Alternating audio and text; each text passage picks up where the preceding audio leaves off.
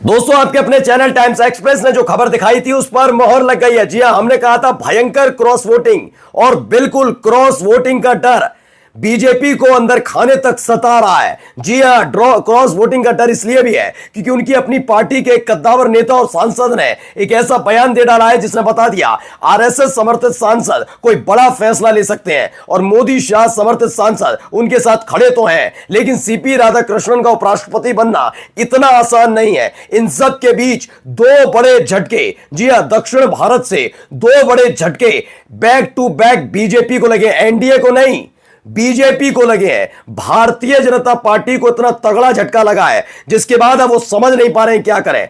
बौखलाहट में ऐसे इधर उधर दाएं बाएं तरह के बयान दिए जा रहे हैं और इसने पूरा समीकरण बदल दिया है। नमस्कार, मैं हूं प्रज्वल गौतम और आप देख रहे हैं टाइम्स एक्सप्रेस। मैंने पहले भी कहा था आपसे कि झटका तो लगेगा, और देखिए 24 घंटे भी नहीं है अब उपराष्ट्रपति चुनाव की वोटिंग के लिए, और देखिए दो बड़े झटके दक्षिण भारत से लगते हैं और बीजेपी के एक बड़े नेता और सांसद ऐलान कर देते हैं खेला होगा, जबरदस्त खेला होगा। यानी गुटबाजी का यह ऐलान है। बगावत अपने चरम पर है बीजेपी में, और यही एक वजह है। बड़े डरे सहमे और तमाम राजनीतिक दलों से संपर्क साधने की कोशिश मोदी भी कर रहे थे और अमित शाह भी। पहले एक बड़ी खबर आपको दिखा देता हूं, सुना देता हूं क्या कह रहे हैं वो, सुनिए इनको जरा। Discussions by our Honorable Party President Shri Naveen Patnaik ji with the party's senior leaders, Political Affairs Committee and MPs, the Biju Janata Dal has decided to abstain from the vice presidential elections tomorrow. क्या बताया उन्होंने?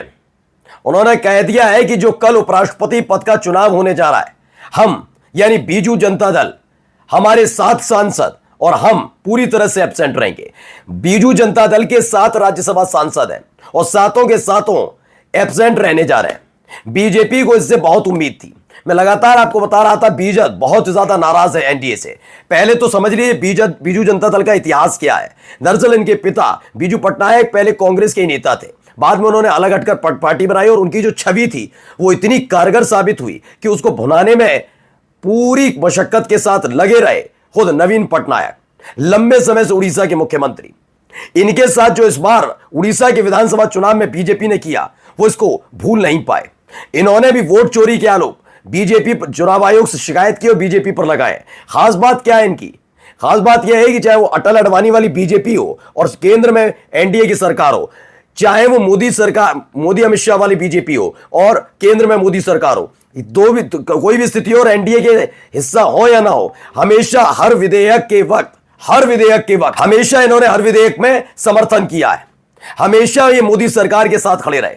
ये समय NDA का हिस्सा नहीं है, लेकिन उसके बावजूद भी इन्होंने कई मुद्दे पर खुलकर बीजेपी का, मोदी सरकार का समर्थन किया। हर मुद्दे पर बीजेपी को पूरी उम्मीद थी, अंतर आत्मा की जो आवाज है बीजू जनता दल सुनेगा, नवीन पटनायक सुनेंगे और फैसला लिया जाएगा।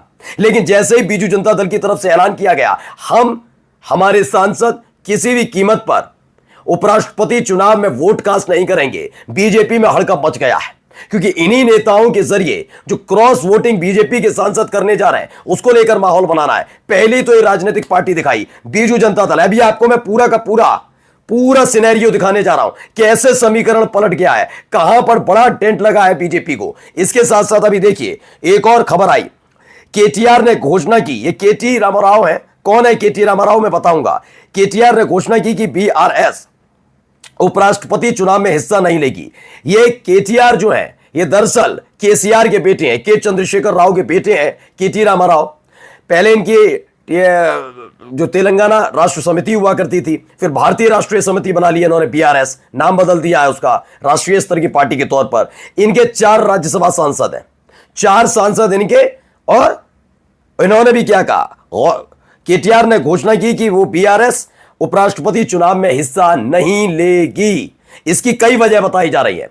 दरअसल बीआरएस के सामने बड़ी दिक्कत यह है कि एक तो वो जिस हालत में है, सत्ता में है नहीं, परेशान चल रही है, और ये जानती है कि मोदी शाह की जोड़ी इसका तुरंत निदान करती है। उसके समर्थन में जो है वो बच जाएंगे, चाहे कितने घपले घोटाले के आरोप गंभीर से गंभीर हो और गंभीर आरोप हो, है ना, उसमें वो बच जाएंगे।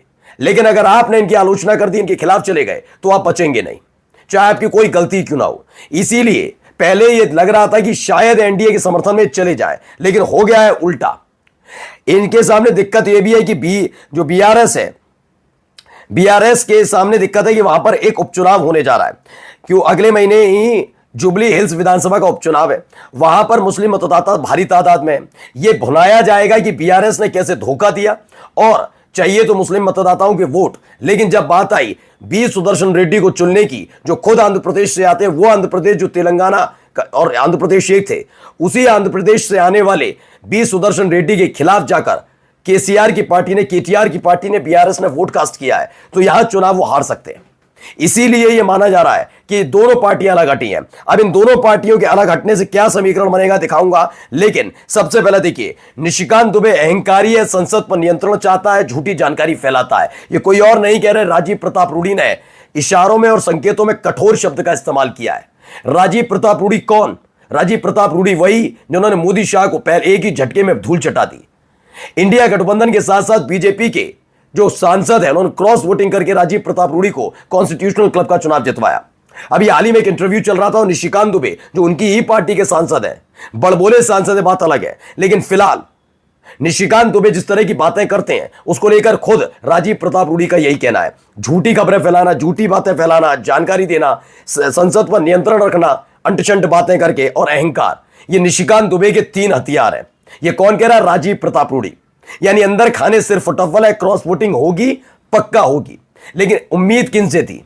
उम्मीद थी बीआरएस से, उम्मीद थी बीजू जनता दल से। ये बाहर के राजनीतिक पॉलिटिकल पार्टी जो एनडीए में भी नहीं ना इंडिया में, उन पॉलिटिकल पार्टी से बहुत ज्यादा उम्मीद थी। अब आ जाइए आंकड़ा क्या कहता है। ताजा आंकड़ा मैं अगर आपको दिखाने जा रहा हूं, दरअसल कुल मिलाकर राज्यसभा और लोकसभा के ताजा आंकड़े कहते हैं 786 वोट है, लेकिन इनमें से 6 सीटें भी खाली हैं, तो कुल मिलाकर 780 वोट है। 780 के हिसाब से अगर देखा जाए तो 393 वोटों की जरूरत थी। किसी को भी, बी सुदर्शन रेड्डी को मान लें, किसी को मान लें, दोनों में चाहिए थे कि 780 के हिसाब से 393 वोट जिसको मिल जाएंगे वो जीत जाएगा। लेकिन अब चूंकि 4 केसीआर की पार्टी के यानी कि बीआरएस के 4 सांसद और बीजू जनता दल के 7, यानी कुल मिलाकर 11 सांसद ऐलान कर चुके हैं कि नहीं रहेंगे। ऐसे में हालत क्या है? ऐसे में हालत यह है कि जीत के लिए बी सुदर्शन रेड्डी हो या सीपी राधाकृष्णन हो, दोनों को चाहिए 386 वोट। 386 वोट जिसके पास, वो चुनाव जीतेगा। अब ये 386 का अंदाजा आप लगाइए। पहले से ही 343 वोट बताए जा रहे हैं जो इस समय इंडिया गठबंधन के पास है। इसमें 17 सांसद पहले से ही है, 360 मैंने बता दिए थे। अब आगे आते जाइए, इसमें जेडीयू के भी बताए जा रहे हैं, ये हो गए 376। हाल ही में चिराग पासवान ने आंखें दिखा दी हैं।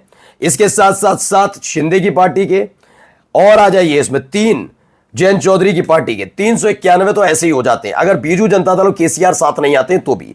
जगनमोहन रेड्डी को लेकर भी दावा किया जा रहा है, वो साथ है। 402 वोट सीधे सीधे इनके पास नजर आ रहे हैं। अभी 402 वोटों में से जीतन राम मांझी का 1 वोट भी है। 403 वोट, 403 वोटों के साथ है। 11 वोटों में से अगर 403 वोट, 11 वोट हट भी रहे, उसके बावजूद भी इंडिया गठबंधन यानी बी सुदर्शन रेड्डी का उपराष्ट्रपति बनना तय माना जा रहा है। और तो और क्रॉस वोटिंग से पहले से ही घबराई है, तो यह आंकड़ा 450 तक पहुंच जाए तो बड़ी बात नहीं। नमस्कार।